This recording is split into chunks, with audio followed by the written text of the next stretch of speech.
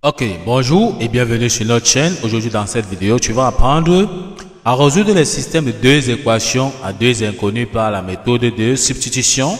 Restez jusqu'à la fin de la vidéo parce que nous allons essayer d'expliquer ceci de la manière la plus simple possible. Donc reste jusqu'à la fin de la vidéo pour ne rien manquer. Ok, il est question de résoudre dans le système d'équation A et le système d'équation B. Dans la première vidéo, nous avons déjà résolu le système d'équation A. Dans cette vidéo, nous allons résoudre le système d'équation B. Ok. Il est question dans cette vidéo aussi de résoudre le système d'équation B par la méthode de substitution. On va déjà comprendre que le but de l'exercice est de trouver la valeur de X et Y qui vérifient dans nos deux équations. On nous demande donc de trouver ces équations-là, ces solutions, en utilisant la méthode de substitution. La première étape consiste tout d'abord à numéroter nos deux équations. Donc, on va appeler la première équation 1, la deuxième équation, nous allons l'appeler 2. Dans la première équation, nous appelons ça 1, la deuxième, nous l'appelons 2. Une fois que ceci est fait, on va donc partir dans les deux équations. On va tirer la variable X ou bien Y dans la première ou bien dans la deuxième qu'on va venir remplacer dans l'autre équation pour trouver l'autre inconnu. Maintenant, comment se passe donc pour faire le choix? On va regarder l'équation, la variable dont son coefficient est tout simplement égal à 1 ou bien moins 1. Donc ici, quand on regarde le coefficient de X, ici on voit que c'est 4 dans la première équation. Celui de Y c'est 3. Dans la deuxième équation, le coefficient de X c'est 3. Et le coefficient de Y dans la deuxième équation, ici on voit bien que c'est 1. Donc ici, son coefficient ici est 1. Comme nous avons dit, il est plus facile de tirer dans la variable Y parce que son coefficient c'est 1. Donc, quand c'est 1 ou bien moins 1, il est plus facile donc de tirer. Donc ici, comme le coefficient de Y ici, c'est 1, nous allons donc tirer Y dans la deuxième équation parce que ceci nous évite d'avoir les fractions. Parce que si on tire par exemple Y ici dans la première équation, on aura une fraction. Alors qu'en tirant dans la deuxième équation, ça nous évite donc d'avoir les fractions. Donc ici, nous allons donc prendre la deuxième équation qui est tout simplement 3x plus y égale à 7, que nous allons tirer y à l'intérieur. Donc nous tirons donc y, en tirant y ici, y sera égal à 7. Le 3x traverse dans l'égalité, ça devient tout simplement donc moins 3x. On a déjà tiré, nous avons déjà tiré la valeur de y qui est 7 moins 3x dans la deuxième équation. Une fois qu'on a tiré la valeur de y, on va venir remplacer y dans la première équation par sa valeur. Donc c'est ça substituer dans la méthode de substitution. Donc c'est remplacer. Donc ici on va dire tout simplement que 2 dans 1.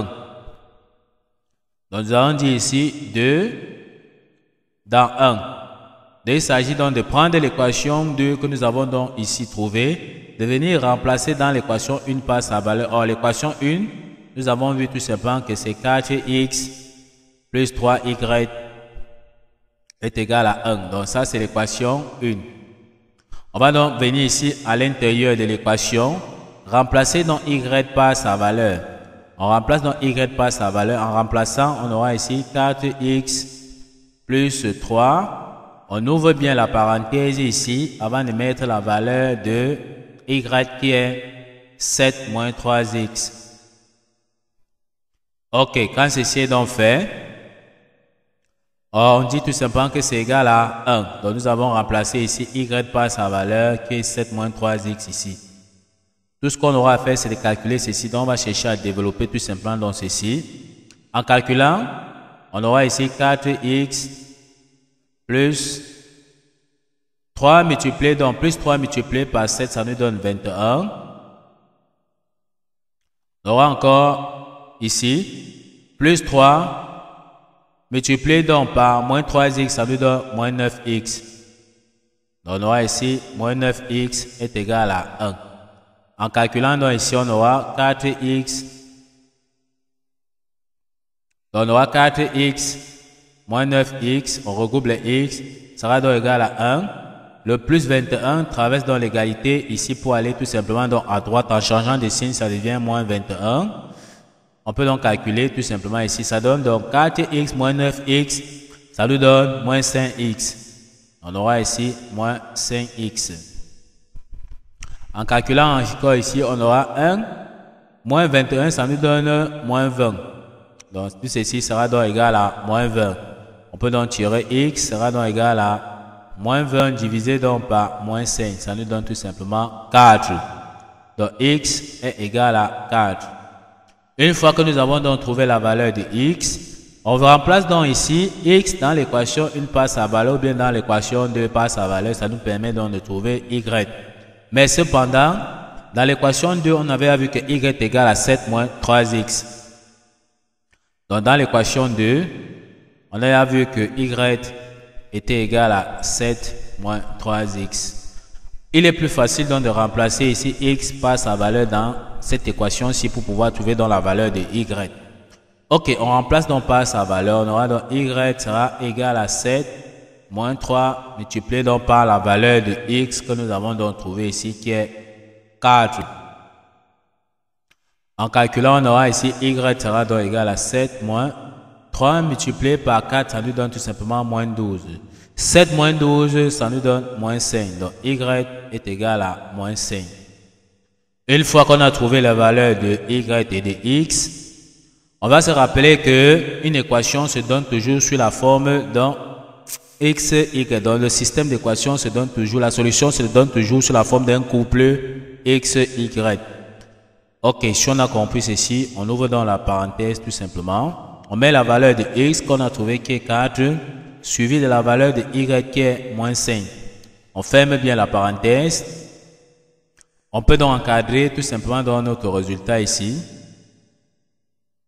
Donc voici la solution de notre système d'équation qui est donc fini. Maintenant, pour valider dans notre équation, si l'élève doit toujours penser à l'étape de vérification pour voir s'il ne s'est pas trompé dans les calculs. On va donc remplacer la x et y par leur valeur dans l'équation 1 et dans l'équation 2 pour voir si ça vérifie l'équation. Donc, en remplaçant déjà x par sa valeur dans l'équation 1, on aura ici 4 multiplié donc par x. On a vu que x c'est tout simplement donc 4.